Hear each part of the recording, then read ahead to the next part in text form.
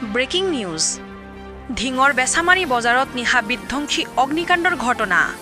জুইত ভস্মীভূতৰ প্ৰায় 5খন ব্যৱসায় প্ৰতিষ্ঠান অগ্নিকাণ্ডৰ ফলত 20 লক্ষাধিক টকাৰ ক্ষয়ক্ষতি হোৱা বুলি জানিব পৰা গৈছে ঢিং অগ্নি নিৰ্বাপক বাহিনীৰ গাড়ী উপস্থিত হৈ ৰাইজৰ সহযোগত জুই নিৰ্বাপন কৰিবলৈ সক্ষম হয় টুকটুকিৰ পৰা জালালউদ্দিন আহমেদৰ ৰিপৰ্ট বটদ্ৰবা লাইভ মানে ফোন পাইছোঁ বজাৰ জুই লাগিছে এতিয়া মানে খবৰ পালোঁ যে আনোৱাৰ হুছেইন কাপোৰৰ দোকান আৰু ইফালে নচৰ মেডিচিনৰ দোকান আৰু আটাবোৰ আমাৰ মানে চাউন্সিৰৰ দোকান আছিলে এই দোকানকেইটা মানে জাগ হ'ল অনুমান মানে বহুত লাখ টকাৰ মাল ক্ষতি হৈছে 20-30 লাখ টকাৰ মাল ক্ষতি হৈছে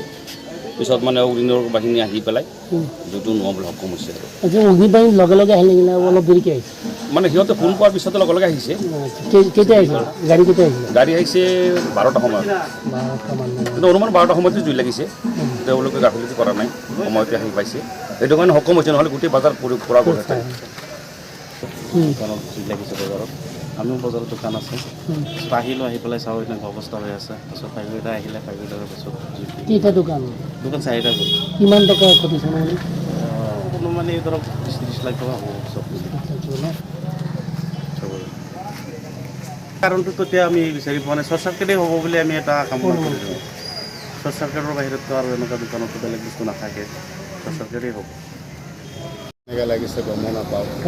দোকান বন্ধ কৰি ঘৰত গুচি গ'লোঁ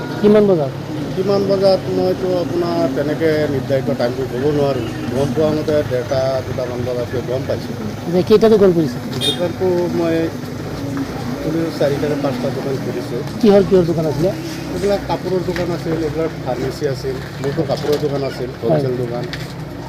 আপোনাৰ নাম মোৰ নাম আনোৱাৰ হুছেইন পাছত জুই কেনেকৈ নুমাল জুই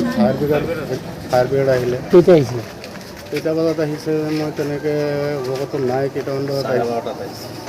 12:30 নাই 1টামান কিমান টকাৰ ক্ষতি হৈছে বুলি অনুমান কৰে আপুনি ক্ষতিটো মোৰ ধৰকচোন দোকানৰ কোনো হিচাপ নাই 20-25 লাখ টকাৰ মান হ'ব বাৰু